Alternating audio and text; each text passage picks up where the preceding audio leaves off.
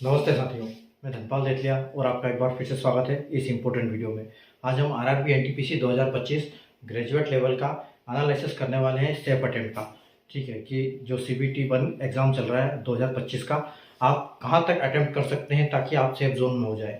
और हर जोन के लिए एक अलग वीडियो बना रहा हूं मैं, ताकि एक डिटेल एनालाइज हो पाए हर पोस्ट के लिए, हर कैटेगरी के लिए। तो आज हम जो करने वाले हैं वो भुवनेश्वर जोन का करने वाले हैं, जैसे आप बोर्ड पे देख सकते हो। इससे पहले जितने भी एनालिसिस मैंने किए हैं उनका सारे का वीडियो का लिंक डिस्क्रिप्शन में आपको मिल जाएगा। प्लेलिस्ट बना हुआ है, आप यूट्यूब के चैनल पेज पर जाएंगे तो प्लेलिस्ट में भी जा सकते हैं, या फिर इस वीडियो के डिस्क्रिप्शन में जाएंगे, वहाँ भी आपको प्लेलिस्ट का लिंक मिल जाएगा। आप डायरेक्ट वहाँ से क्लिक करके पूरी प्लेलिस्ट पे जा सकते हैं और अपने जोन का वीडियो देख सकते हैं। और जो वीडियो अभी तक मैंने बनाया नहीं है उसका आपको नोटिफिकेशन मिल जाए, इसलिए आप चैनल को सब्सक्राइब करके बेल आइकन को ऑल पे प्रेस कर लीजिए। और वीडियो अच्छा लगे तो लाइक और शेयर जरूर कर दीजिएगा देखने के बाद। RRB NTPC 2025 graduate level CBT 1 expected safe attempt जैसे आप बोर्ड में देख सकते हो भुवनेश्वर जोन का करने वाले हैं। और आपको पता ही है कि आरआरबी ने जो वैकेंसी निकाली थी 2025 की 5 पोस्ट के लिए निकाली थी। CCTS, SM, station master, good stand manager, जेडबलए और एससीटी यानी सीनियर क्लर्क। और जो कि 1 से लेकर 5 तक सबको अलग अलग 1 2 3 4 5 करके कैटेगराइज किया गया था। लेकिन भुवनेश्वर जोन की अगर बात करें तो सीसीटीएस और जूनियर अकाउंट असिस्टेंट में कोई वैकेंसी नहीं है, तो यहाँ मैंने 9 वैकेंसी लिखा हुआ है। बाकी जहाँ पर 3 वैकेंसी है वहाँ पर हम 3 पोस्ट की वैकेंसी है, उसका हम एनालिसिस करेंगे। ठीक है, तो अटेम्प्ट को हम किस हिसाब से एनालाइज करेंगे। हमारे पास डाटा है 2024 की वैकेंसी का, उसके बाद 2024 की जो सीबीटी 1 का रिजल्ट आया था कट ऑफ उसका, और उसके बाद सीबीटी इसका 2025 की वैकेंसी, ताकि 2024 में कितनी वैकेंसी थी तो कितना कट ऑफ गया था अलग अलग कैटेगरी के हिसाब से, पोस्ट के हिसाब से, और 2025 में कितनी वैकेंसी है तो कितना जा सकता है, उसका हमें कट ऑफ निकालेंगे। और कट ऑफ से हम 10 नंबर एक्स्ट्रा रखेंगे अटेम्प्ट के लिए, ताकि क्योंकि कोई कितना भी अगर पढ़ाई करके जाए लेकिन एग्जाम में थोड़ा सा माइंड डिस्टर्ब होता है, पैनिक होता है, उसकी वजह से कुछ सवाल 2 4 5 गलत होते ही हैं। तो कुछ उसके गलत होंगे अटेम्प्ट में से, वो माइनस होंगे, उसके बाद फिर उनकी माइनस मार्किंग भी होगी। तो कुल मिला के हम 10 नंबर का वेरिएशन लेके चलेंगे। अगर जहां आपके अगर 70 एक एग्जाम्पल के हिसाब से अगर कट ऑफ 70 जा रहा है तो आपको 80 वहां पर अटेम्प्ट करने पड़ेंगे। ये हम हर जगह अप्लाई करेंगे। तो आइए हम स्टार्ट करते हैं। ठीक है, देखो सीसीटी इसमें तो कोई वैकेंसी है नहीं, तो यहाँ कुछ करने की जरूरत नहीं है। और स्टेशन मास्टर में देखो 2024 में कोई वैकेंसी नहीं थी। ठीक है, लेकिन अभी यहाँ पर यूआर की, ईडब्ल्यूएस की और एक्स सर्विसमैन की वैकेंसी है, तो उसको हम करेंगे एनालिसिस। लेकिन क्या करेंगे, पहले हम इन दोनों का एनालाइज करेंगे ताकि इनके बेस पे हम उसको निकाल पाए, क्योंकि वहां पर 2024 की वैकेंसी नहीं थी। अब ये देखो आप कि अगर गुड स्टैंड मैनेजर की हम बात करें तो 254 वैकेंसी थी पिछले साल 2024 में। ठीक है, और अगर 25 की बात करें तो यहाँ पे 48 वैकेंसी है। ठीक है, यानी कि आप ये मान के चलो कि मोटी मोटी कितनी वैकेंसी है, आपकी 20% वैकेंसी के आज से भी कम है। ठीक है, तो 48 वैकेंसी है आपका, और पहले 76 कट ऑफ गया था। मान के चलिए कि यहाँ पर अच्छी खासी वैकेंसी जाएगी, क्योंकि एक तो गुड स्टैंड मैनेजर में न टाइपिंग है न साइको है, सीधा सीबीटी 1 और सीबीटी 2 के बेसिस पे फाइनल सिलेक्शन होगा। तो यहाँ पर कट ऑफ हाई जाने के पूरे चांस है। तो आप ये मान के चलो कि 85 प्लस आपको कट ऑफ यहाँ देखने को मिलेगा। ठीक है, और अगर हम यहाँ की बात करें, और यहाँ खैर वैकेंसी ज्यादा है और ये है तो कोई बात नहीं। उसके बाद देखो आपको 95 अटेम्प्ट यहाँ पर करने पड़ेंगे उसके हिसाब से। लेकिन 48 वैकेंसी अच्छी खासी है, जब 15 गुना इसका करेंगे तो यहाँ पर क्या होगा कि 48 का 15 गुना यानी कि 240 और 120। ठीक है, तो काफी सेलेक्ट करने पड़ेंगे बंदे।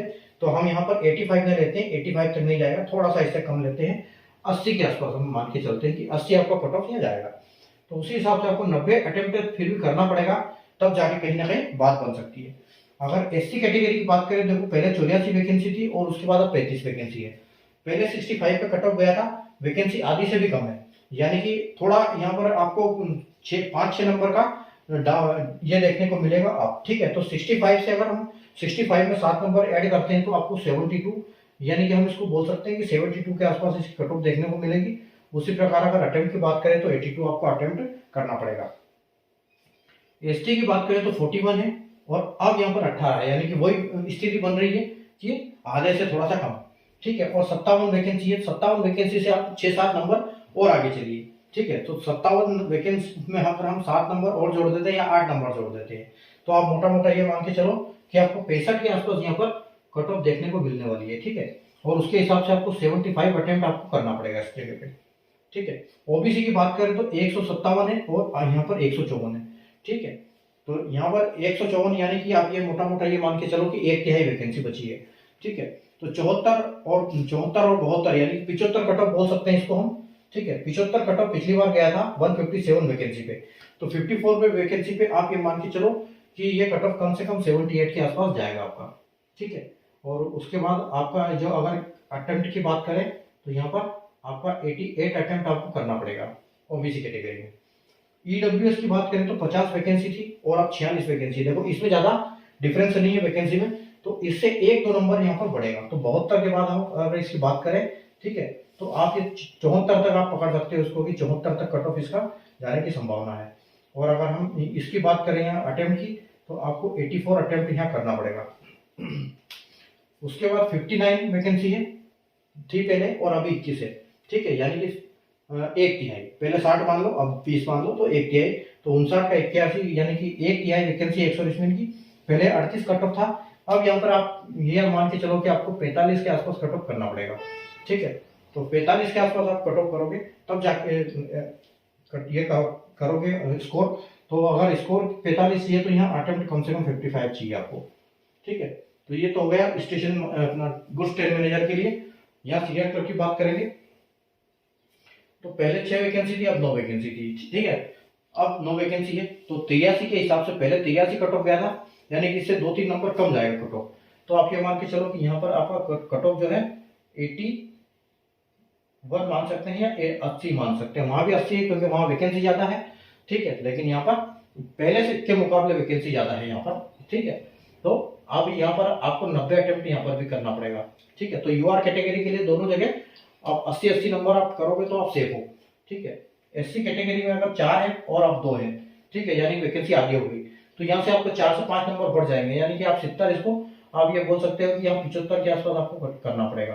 तो उसी हिसाब से आपको 85 अटेम्प्ट करना पड़ेगा। अगर एसटी की बात करें तो यहाँ 4 है और अब 3 वैकेंसी है। ठीक है। पहले 4 थी अब 3 है, 57 और 57 से यानी कि थोड़ा सा आपको अप करना पड़ेगा अभी। ठीक है। तो आप यहाँ पर ये बात ये करिए कि आपको ये कम से कम यहाँ 64 लेके चलिए या 63 के 4 लेके चलो तो आपका काम हो जाएगा।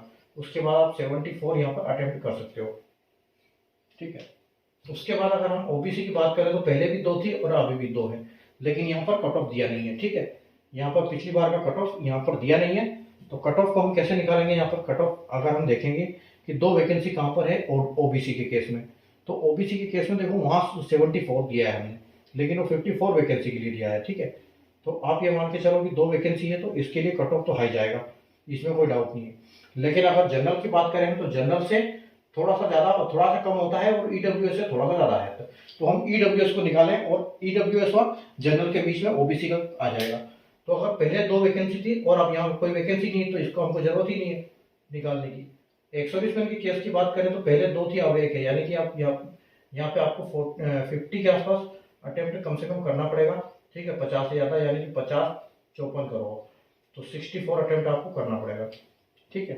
अब देखो आप एसटी का सबसे कम होता है 64, एससी का उससे ज्यादा होता है 75 और यहाँ तो जो ओबीसी है वो इन दोनों के बीच में आ जाएगा। तो 80 यानी कि आप ये मान के चलो कि आपको 78 के आसपास अटेम्प्ट करना पड़ेगा यहाँ पर, तब भी तो देखो सेम ही आ रहा है वो इससे भी, तो आप 88 अटेम्प्ट कर सकते हो तो आपका यहाँ काम हो जाएगा।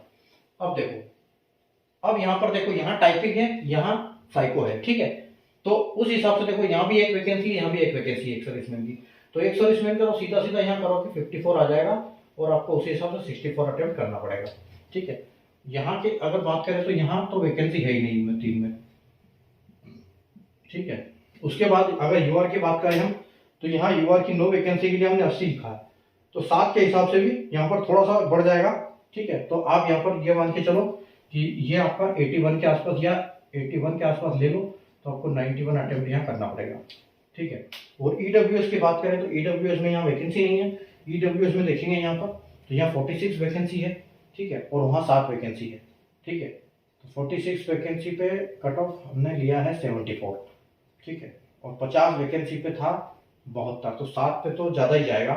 तो ईडब्ल्यूएस यानी कि आप थोड़ा सा ये 75 यहाँ पर ले सकते हो कि 75 के आसपास आपका कट ऑफ जा सकता है। उसी हिसाब से आपको 85 अटेम्प्ट यहाँ करना पड़ेगा।